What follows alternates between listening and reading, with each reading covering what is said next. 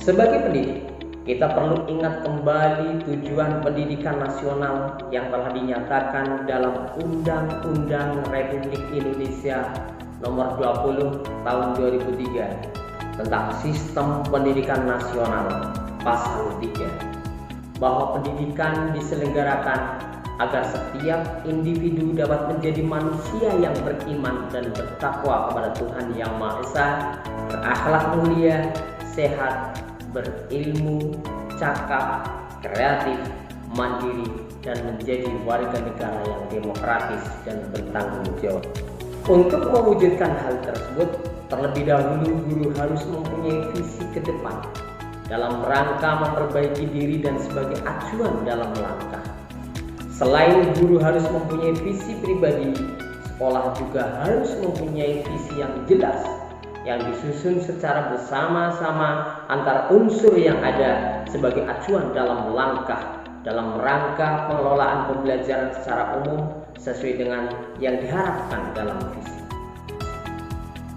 Visi sekolah diupayakan menggambarkan kepentingan semua pihak, sekolah, murid, orang tua murid, masyarakat, dan negara.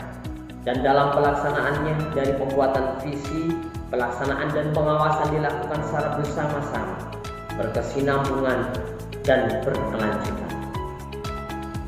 Salah satu pendekatan dalam membuat visi adalah dengan pendekatan inquiry apresiatif. Inquiry apresiatif sendiri merupakan sebuah pendekatan manajemen perubahan yang kolaboratif dan berbasis kekuatan.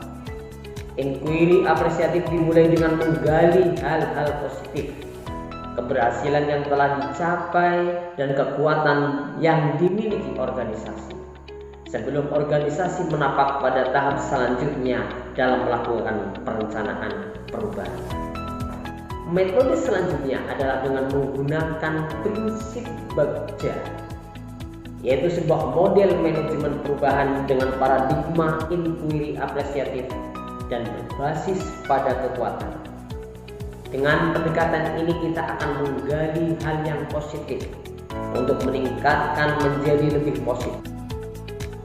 Ada 5 tahapan dalam penyusunan Bagja, yaitu buat pertanyaan utama atau define, ambil pelajaran atau discovery, gali mimpi atau dream, jabarkan rencana atau desain, atur eksekusi atau deliver. Buat pertanyaan utama. Pertanyaan utama dibuat untuk menentukan arah penyelidikan kekuatan, aset, potensi, peluang, mendefinisikan tujuan, memprovokasi atau menginisiasi perubahan atau prakarsa. Tindakan yang diharapkan pada tahap ini dapat dilakukan untuk menggalang atau membangun tim perubahan, mendapatkan dukungan, serta konfirmasi tingkat prioritas atau urgensi dari prakarsa perubahan yang dibuat. Ambil pelajaran. Pertanyaan di tahap ini adalah pertanyaan-pertanyaan lanjutan untuk menemukan kekuatan, aset, potensi, peluang lewat kegiatan penyelidikan, mengidentifikasi, mengapresiasi yang terbaik dari apa yang telah ada, menemukan inti positif. Tiap pertanyaan dibuat dengan hati-hati dan bernada positif. Tindakan yang diharapkan pada tahap ini adalah apa saja yang dapat dilakukan untuk menggali fakta, memperoleh data, apakah lewat diskusi kelompok kecil atau besar, survei atau kuesioner, bagaimana melibatkan beragam dan berbagai pihak atau multi unsur. Gali mimpi. Diharapkan jawaban dari pertanyaan-pertanyaan pada tahap ini dapat digunakan untuk menyusun narasi kolektif bila mana prakarsa perubahan telah terwujud, membuat bayangan dan gambaran masa depan yang membunuh karena digali dari masa lalu yang positif. Tindakan dalam tahap ini dilakukan untuk membuka lebih banyak kesempatan menjawab pertanyaan yang telah dibuat dan berproses untuk memaknai hasil temuan, menggali mimpi bersama-sama, kapan, di mana, dan dengan siapa. Jabarkan rencana. Pertanyaan di tahap ini diharapkan dapat membantu mengidentifikasi tindakan konkret atau menjabarkan langkah-langkah yang diperlukan, baik langkah kecil sederhana yang dapat dilakukan segera, atau langkah berani atau terobosan yang akan memudahkan keseluruhan proses pencapaian. Tindakan yang diharapkan pada tahap ini dilakukan untuk membantu terciptanya organisasi yang ideal dalam pencapaian mimpi, mempertahankan proses perubahan positif, menetapkan kriteria kesuksesan pencapaian tahap demi tahap, atur eksekusi. Pertanyaan pada tahap ini diharapkan dapat menentukan siapa yang akan berperan dalam pengambilan keputusan, memulai budaya belajar yang apresiatif secara berkelanjutan, menyelaraskan interaksi setiap orang atau unsur yang terlibat, termasuk mengelola konflik atau resiko, memonitor, mengambil pembelajaran dari proses yang telah dilakukan. Tindakan di tahap ini dilakukan untuk mendesain pola komunikasi dan pengelolaan rutinitas. Sebagai contoh protokol atau SOP, budaya belajar, monitoring, evaluasi, dan refleksi. Guru penggerak sebagai pemrakasa harus berpikir aset, tangguh, pantang menyerah, dan terus meningkatkan efikasi diri dalam memimpin dan mengelola perubahan. Dengan Bagja, kita akan lebih kreatif dan lebih mengukur potensi diri dan kemampuan sendiri.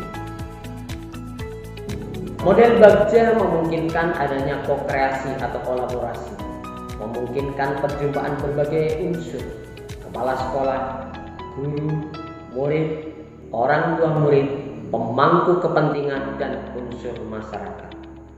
Fokus utama Prakasa Perubahan Pendidikan adalah murid, dan murid.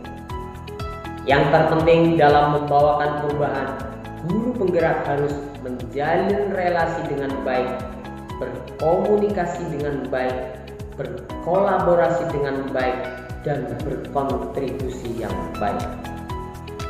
Dalam membuat Bagja, kita juga boleh melakukan ATM, yaitu amati, tiru, dan modifikasi. Dalam konsep belajar disebut dengan niteni, niroke, dan nambah. Harapan saya adalah membentuk generasi yang kreatif, elaboratif, responsif, energik, dan bernalar kritis. Dengan visi ini diharapkan mampu menjembatani murid dalam menggapai cita-cita pembelajaran, sehingga murid dapat mencapai kebahagiaan dengan bekal kreatif, tekun, cermat, mempunyai kepedulian sosial yang tinggi, disiplin, dan siap dalam keadaan apapun, dan mempunyai nalar yang kritis terhadap berbagai perubahan, serta menjadi generasi Pancasila yang beriman, bertakwa kepada Tuhan Yang Maha Esa, dan berakhlak mulia, berkebinekaan global, bergotong royong, mandiri, bernalar kritis, dan kreatif.